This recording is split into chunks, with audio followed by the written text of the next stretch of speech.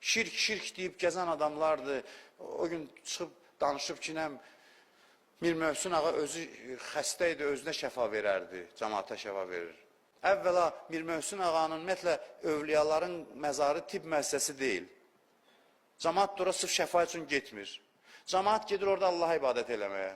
Deyən, niyə orada gedir ibadət eləyir? Niyə orada ibadət eləyir? Mən də deyirəm ki, Allah niyə deyir ki, İbrahim məqamının arxasında namaz qılın. Neçə dəfə bunu demişəm, həzdə olanlar görür. İbrahim məqamını Kəbədən çıxart, apar bir yerə qoy, bu İbrahim məqamı. Nə deyərsən adını? Deyərsən, pirdir də bura. Elə deyil, pir də ziyarətgahdır. İbrahim əleyhissalamın ayaq izi. Hə? Allah niyə deyir, Kəbənin qırağında yer doludur? Deyir, namazınızı pirdə qılın.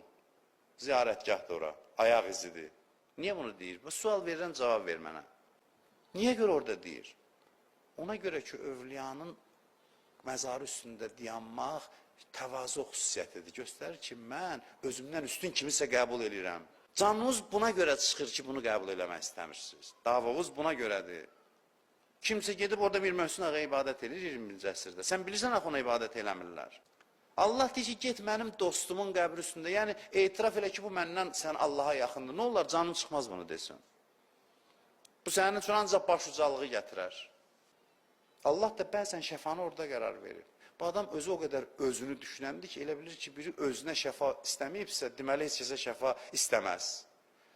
Adam var, özünə istəmir, başqasını eləyir. Əbəlfəz ağanın qolu kəsildi, su gətirənmədi, uşaqlarının ehtiyacını ödəyənmədi. Amma indi onun vasitəsilə nə qədər insanların hacəti rəva olur. Sual verirəm, niyə görə Allah Quranda mələklərə deyir ki, uscudu li Adəm. Adəmə səcdə edin. Sual verirəm, cavab ver. Səcdə Allahadır. Niyə deyir ki, Adəmə səcdə edin? Niyə deyir? Niyə deyir təzim eləyin? Adəmə ibadət eləyin demir. Səcdə təzim mənasındadır. Səcdə təzim mənasındadır.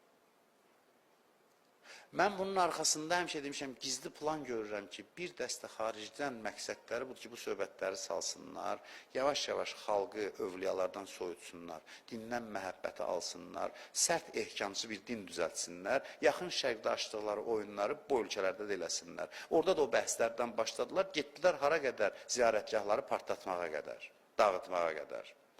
Çünki bir dində ki, övliya yoxdur, ona təzim, ehtiram yoxdur, o dində sərt ehkamçılıq var. Oturublar, tohid keşikçisidir, güya. Bunlar hamısı anlamamazlığın nəticəsidir, başa düşməməyin nəticəsidir.